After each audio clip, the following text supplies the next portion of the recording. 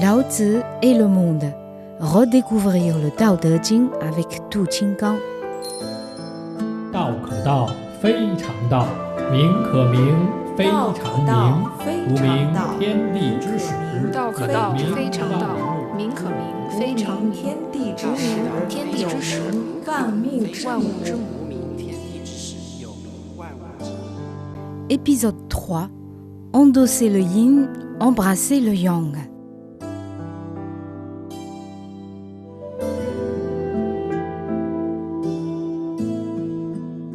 Le yin et le yang sont les deux signes les plus universellement connus de la culture chinoise.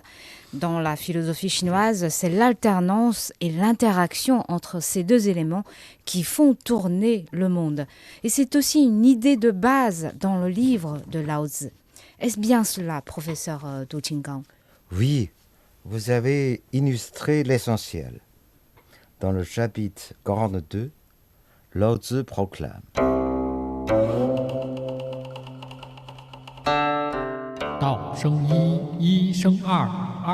Le Tao engendre 1. 1 engendre 2. 2 engendre 3. 3 engendre 10 000 choses. Tout être endosse le yin et embrasse le yang. Le souffle médian assure son harmonie. Un peu d'explication, s'il vous plaît. Je remonte d'abord. Dans son essence, le Tao Te Ching est charpenté par le couple yin-yang. Ce soutien provient du livre de méditation rédigé il y a plus de 3000 ans. Qualifié de canon dans les canons, ce méta-canon est à l'origine de la culture chinoise. Il a considérablement influencé Lao Tzu et Confucius. On lui relève une phrase des plus célèbres. Un temps yin, un temps yang, voilà le Tao. Ou bien, le Tao est composé par yin-yang alternés. Vos travaux de littérature comparée vous ont en effet amené à découvrir des choses intéressantes dans les cultures chinoises et françaises qui font souvent écho l'une à l'autre, même en termes de yin et de yang. Oui, dans notre culture, le yin suprême est porté par la nuit, alors que le soleil représente le yang suprême. Je m'attarde sur ces deux astres identifiés différemment par les cultures chinoises et françaises. Lors de son voyage effectué en 1931, Henri Michaud a remarqué que la nuit plaît aux Chinois. Cette clarté discrète nous parle en frère. Beaucoup sont sous le signe de la nuit. Ils ne font aucun cas du soleil. C'est une observation perspicace et pertinente, à laquelle nous étions insensibles. Elle me porte à dire, la culture chinoise est plutôt lunaire, alors que l'occidentale se place sous le signe solaire. En voici notre justification. Lorsque nous mentionnons le couple féminin-masculin, le yin précède toujours le yang, formant yin-yang, jamais le contraire. Dans la mythologie chinoise, la nuit occupe la première place. Presque tous connaissent les dames Chang'e qui montrent dans la nuit. Quand l'astre, leur dune, en est à sa moitié, Wukan a pas un gros arbre en buvant du vin. Un peu plus loin, un lapin en jade prépare pour les dames solitaires des herbes médicinales.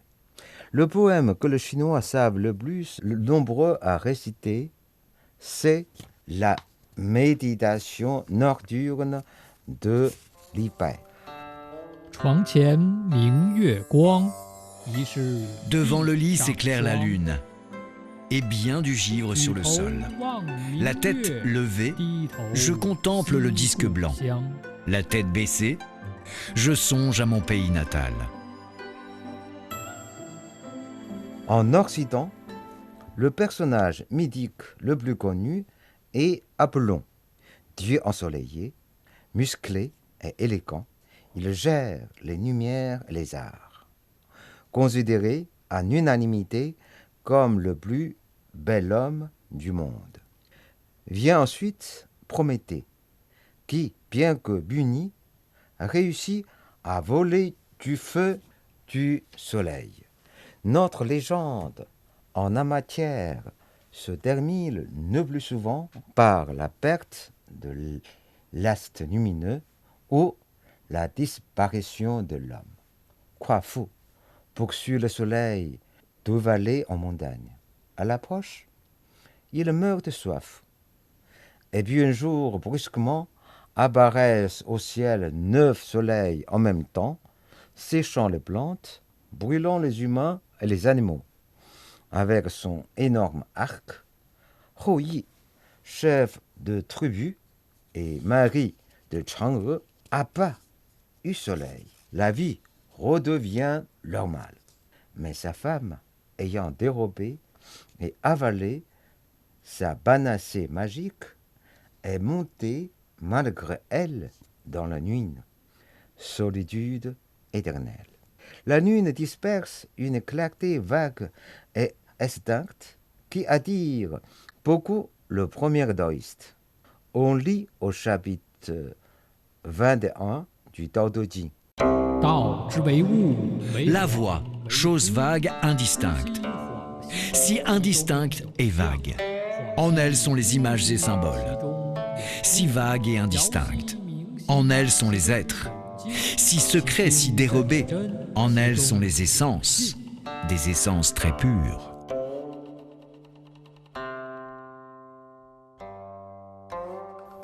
Vous croyez donc que Lao Tzu a élaboré ses pensées en regardant la lune? Oui, c'est probable. Les figures du ciel et la géographie jouent un rôle primordial dans l'indifférenciation des cultures.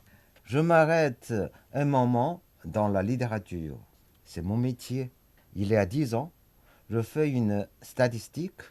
En consultant le dictionnaire de la poésie chinoise, j'ai récolté 837 vers célèbres concernant la nuit. Pour le soleil, 132 seulement. Du côté lunaire, je cite encore Li Bai, premier poète de Chine, le plus grand chanteur de la nuit. Si vous permettez, je peux lire toutes les citations? Oui, bien sûr.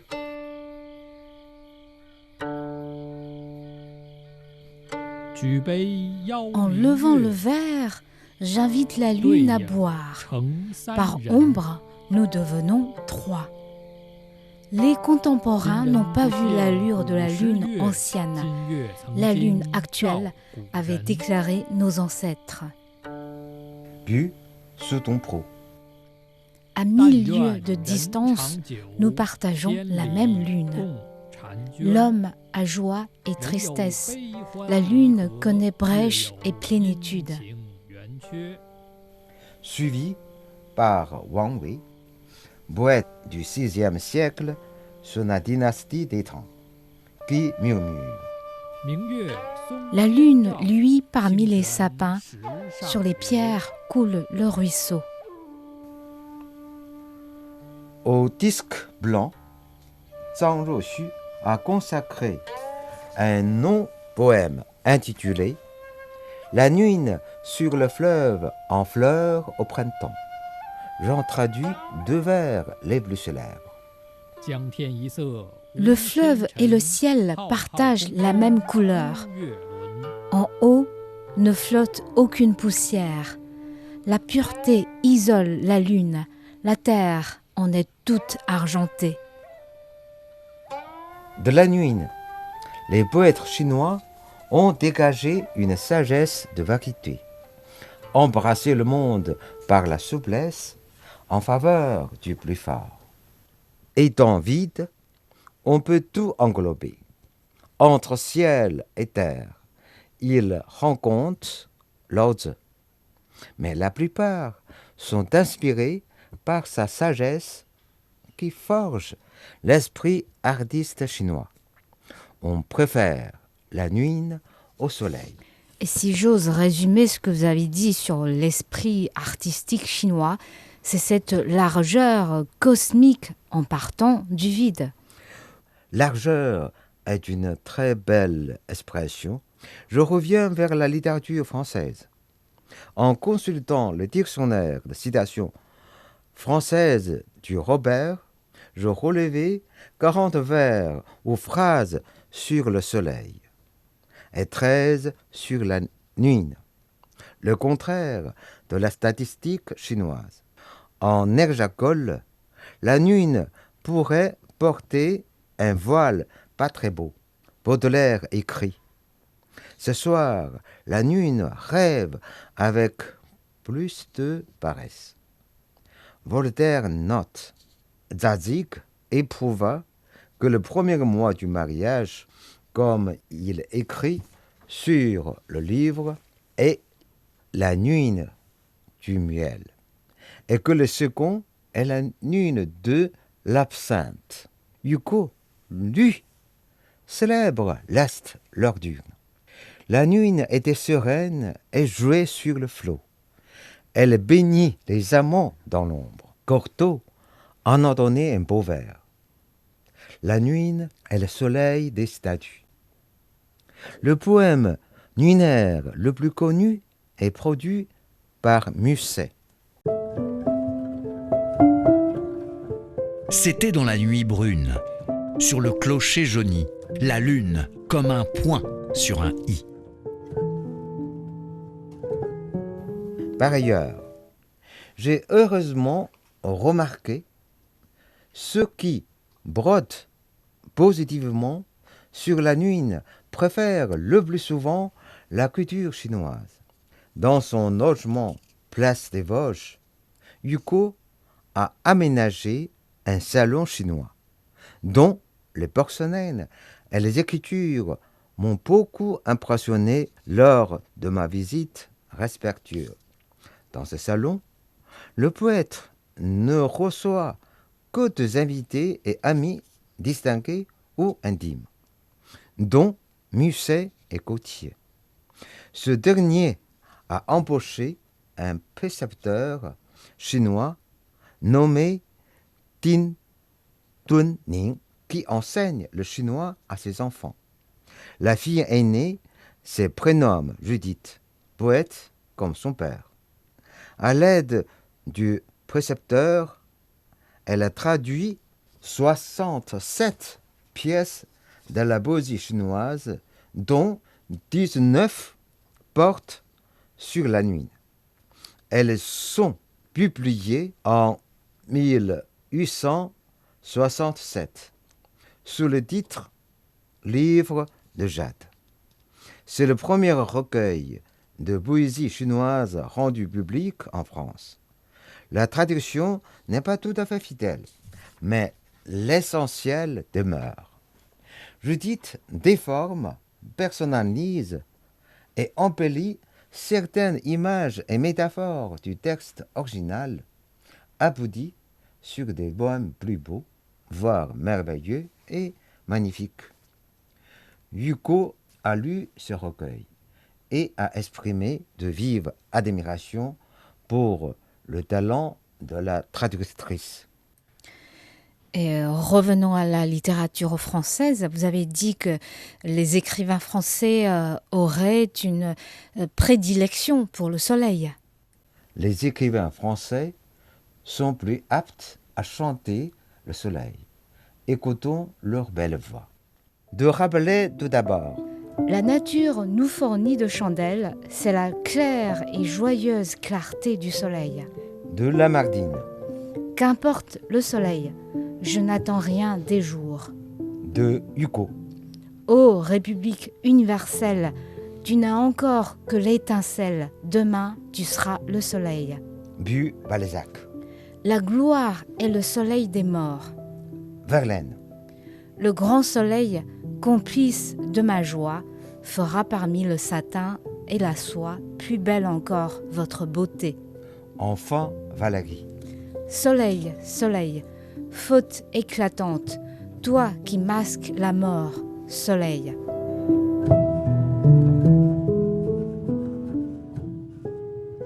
Ce sont des perles qu'on ramasse sur le plage des mots.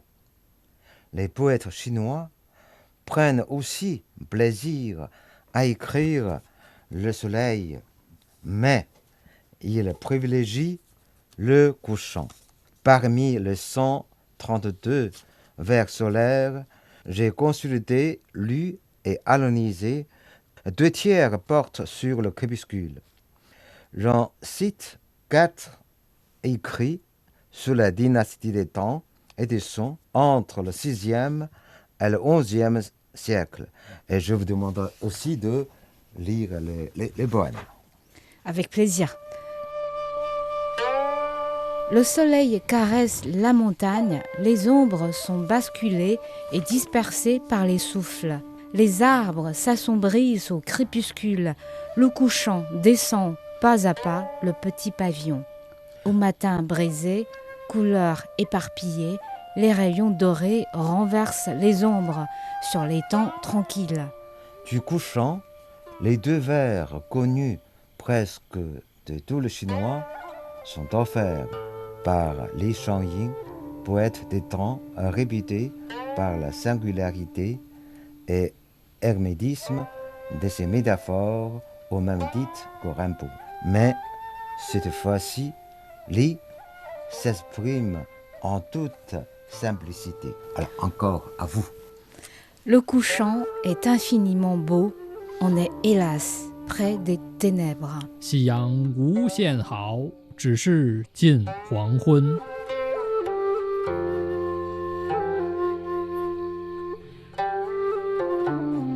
À mon avis, l'attention privilégiée accordée au couchant caresse 2 inclinations ou aspirations. Premièrement, les lettrés chinois sont normalement mandarins. Sous la haute pression, leur personnalité est souvent divisée ou partagée. Ils vivent, écrivent double. Le jour, ils sont confuciens, soucieux de bien gouverner, sous l'ordre de l'empereur.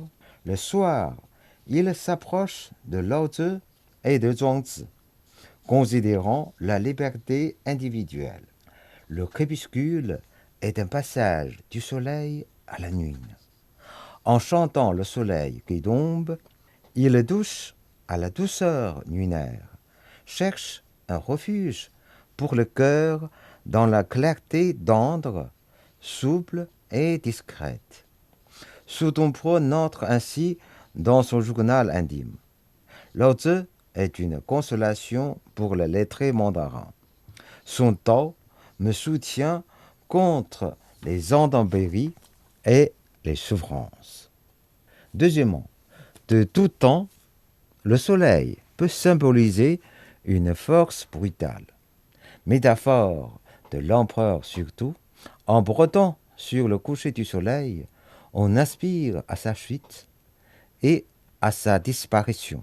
Quel soulagement pour une âme torturée par les faux caprices et la féroce tyrannie. Il faut dire que vos remarques sont vraiment très originales et pertinentes. Félicitations. Merci beaucoup de votre encouragement. Je prends un autre versant. La littérature est par essence l'art du langage. Nous aboutissons à la langue qui est, selon Sioran, notre dernière demeure. Dans la langue chinoise, yue, ça veut dire lune, se classe parmi les premiers pictogrammes qui datent de 300-500 ans. Ce mot, ou bien ce pictogramme, a connu une évolution progressive. Au tout début, il avait la forme d'un croissant, à l'image de celui feuilleté et cornu qu'on mange le matin à Paris. Pour évoquer l'éclair, on a ajouté un point au sein du demi-rond, qui deviendra de petits trains. Au dernier moment, la tête redevient rectangulaire avec 2 pieds rallongés. Il s'agit en premier lieu d'un astre lumineux qui éclaire la Terre pendant la nuit, tout comme la nuit française en provenance de nur via le latin nuina, issu de nucer. Moi, chinoise, j'apprends sur l'évolution de ce caractère yue qui veut dire la lune. Revenons à notre terme, le yin et le yang. La lune, c'est bien sûr la féminité.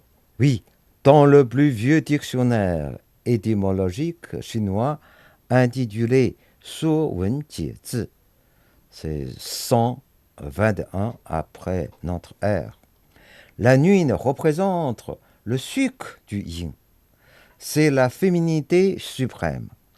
Chez nous, yin et yang, le plus souvent, coexistent. Voyons bien le caractère yue, c'est la nuit, en supprimant les 2 pieds. Ça devient zhi, ça veut dire soleil. En d'autres termes, dans la nuit chinoise se cache le soleil, représentant la masculinité suprême. Coïncidence miraculeuse. En français, la nuit est au féminin, dont l'article défini là est la première marque. Dans la nuit même, on peut relever une, sinon enlève la première lettre L. Les 2 articles du féminin concourent à porter la nuit à la féminité suprême. De plus, la nuit française en elle-même comporte le grand yang. Lorsque je retire du mot 2 lettres du milieu, je peux recomposer séparément le et un. En effet, la nuit féminine est composée par 2 articles masculins, comme yue, voilà, nuit en chinois. Dans la nuit hexagonale coexistent le grand yin et le grand yang. Cette coïncidence me porte à croire qu'au fond, les cultures chinoises et françaises partagent certaines structures de base. Étiamble a bien raison de dire la France est la Chine à l'Europe. Mais nous communiquons avec quelques différences. En chinois, yue, nuit, s'utilise plus largement. C'est un événement important du calendrier au sens d'un mois. Il soutient notre espace temporel avec des mots comme yue chu, yue wei, yue tou, yue jian, yue zong. Début du mois, fin du mois, milieu du mois. Dans la vie quotidienne, rien que pour le salaire mensuel, on a yue xin, yue gong, yue cou, yue feng, yue gei, yue qian. L'argent ne fait pas toujours le bonheur, mais quand on en manque, c'est pire. De plus, comme clé usuelle, yue combine 360 autres caractères qui donneront des milliers de groupes de mots. Le plus souvent, yue est employé chez nous à connotation améliorative. C'est un mot lumineux et notatif. Dans la langue française, la nuit peut former des locutions au sens plus ou moins péjoratif, plutôt négatif.